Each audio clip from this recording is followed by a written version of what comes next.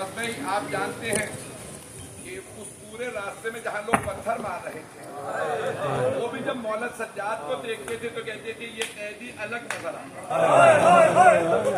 उसके चेहरे का नूर है। अज़ीज़ान गिरामी, अहले बैत की अज़मत ही कुछ और। मैं हाथ जोड़ के कह रहा हूँ 5 मिनट मसाइल पढ़ूंगा और सारा मजमा मेरे साथ रहे। अज़ीज़ान गिरामी, मुझे माफ़ कर दीजिएगा सख्त जुमला अगर कहूँ, मैं ज़हमत का सबब नहीं बनना चाहता। खुदा की कसम अल्फाज हैं, बीबियाँ 2 तरह के जिंदानों में रही।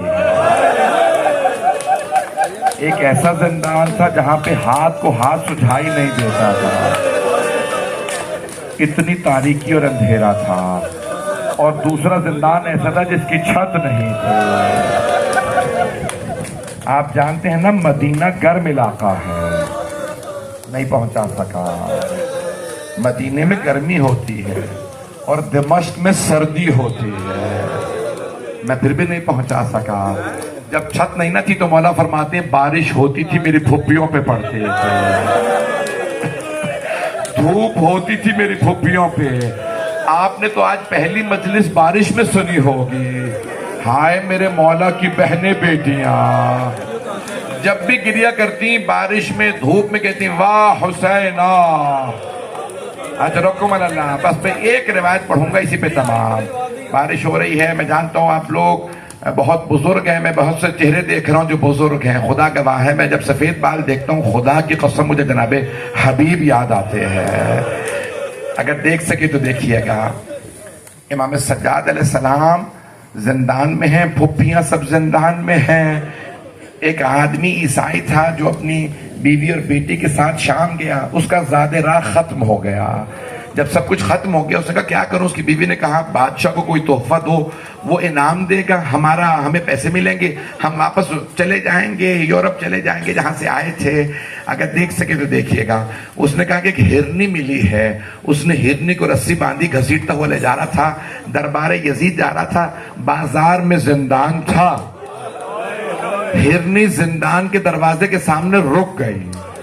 उसने बहुत घसीटा, धक्के दिए, सब कुछ किया, लेकिन हिरनी हिलती नहीं थी। जैसे उसने रस्सी ढीली की, हिरनी दौड़ती हुई जिंदान के दर पे आई, जंगले पे खड़ी हुई, फसी अरबी जबान में कहा अस्सलाम अलैका या हुज्जत अल्लाह। वो ईसाई परेशान हुआ, आगे बढ़ा, ये कौन है जिसकी वजह से हिरनी को जबान मिली है। जब जिंदान में देखा कुछ बीबियां, कुछ बच्चे थे और एक कैदी था, गले में तोक था, हाथों में जंजीरें, पाँव में बेड़ियां। एक मर्तबा उसने पूछा कैदी आप कौन हैं।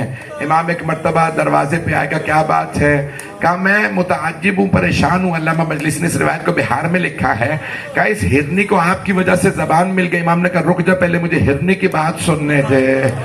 इमाम ने बात सुनी। इमाम ने कहा देख मैं जमानत दे रहा हूँ, ये हिरनी मुझसे कह रही है इस पहाड़ी के पीछे इसका बच्चा है, इसके 2 बच्चे हैं, इसे बस इतनी मोहलत दे दे, आखिरी मर्तबा बच्चों को दूध पिला ले, मैं जमानत दे रहा हूं ये वापस आ जाएगी। उसने हाथ जोड़ के कहा आप जमानत दे रहे हैं, मुझे यकीन है आपकी वजह से इसे जबान मिली है, मुझे पूरा यकीन है वापस आएगी, लेकिन क्यों आएगी, आप कौन है मुझे बताइए।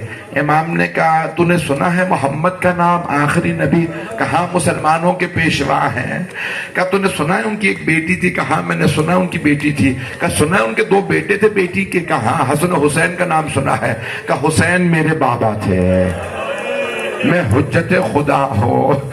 एक मर्तबा उसने कहा हिरनी को मैंने आजाद किया, चीख चीख के कहने लगा ओ मुसलमानों तुम्हारे शहर में तुम्हारे नबी की आल कैद है। एक मर्तबा यजीद के सिपाहियों ने उसे गिरफ्तार किया, उसका सर कलम कर दिया और दिमश्क से बाहर उसको किसी जगह पे गाड़ दिया, जमीन के अंदर दफना दिया। उसकी बीवी को पता चला कि किसी कैदी की वजह से मेरे शौहर को मार दिया है। वो तलाश करती हुई बाजार में आई अपनी बेटी के साथ और एक मर्तबा देखा कि हाँ एक कैद खाना है जहाँ पे एक कैदी है, कुछ मस्तूरात का कैदी, आपकी वजह से मेरा एक ही सहारा था, वो मुझसे छिन गया। इमाम ने एक मर्तबा हाथ बुलंद किया, परवरदिगारा तुझे मेरी मजलूमियत का वास्ता, بس مجھے ایک مرتبہ اس کے شوہر کے تک پہنچا دے. ایک مرتبہ امام زنجیریں اتری, اس کو خاتون کو لیا, پہنچے اس مقام پہ جہاں پہ اس کو زمین میں دفنایا تھا. امام نے ہاتھ بلند کیا, پروردگارا میرے بابا کی مظلومیت کا واسطہ. ایک مرتبہ قبر پھٹی, وہ اٹھا کلمہ پڑھتا ہوا, اس نے کہا قیدی میں نے آپ کا مقام دیکھ لیا, میں آپ کے جد رسول خدا کا کلمہ پڑھ رہا ہوں, آپ واقعا محمد کی نسل سے ہیں.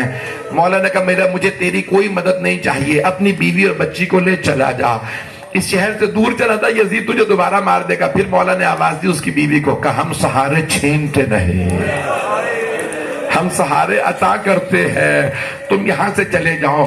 علامہ مجلسی نے بہار میں جلد نمبر 16 میں لکھا, عجیب جملے ہیں.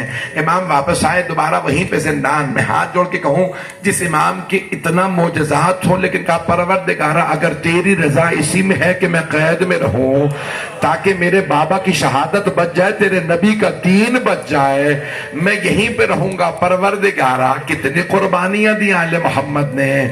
آپ جانتے ہیں اسی قیدی کی وجہ سے شام والوں کو پتا چلا یہ آل رسول ہے. اب سمجھ میں آیا یزید نے رہا کر کے واپس کیوں بھیجا تھا.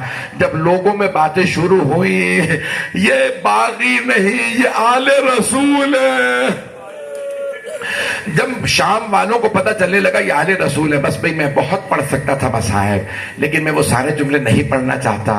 اب سمجھ میں آیا کبھی قیدی کے گلے سے جب توق کاٹا جائے, آپ جانتے ہیں جب بلایا نا کہ ہاں بھی ہم نے رہا کر دیا, توق کاٹ دو. خاردار توق تھا جو امام کے گلے میں اس کی کیلیں تھے. جب اس نے توق کاٹنا چاہنا, کہا جگہ نہیں ہے کہ آرام سے کاٹ سکوں. قیدی تحمل کریں گے, مولا نے کہا کاٹ دے, تجھے نہیں پتا میں آل رسول ہوں. اب سمجھ میں آیا صبر کتنا ہے ائمہ کا. میں نے کہا تھا میں کوئی سب جملہ نہیں پڑھوں گا. آئیں بھئی میں ایک صرف آخری جملہ کہنا چاہتا ہوں.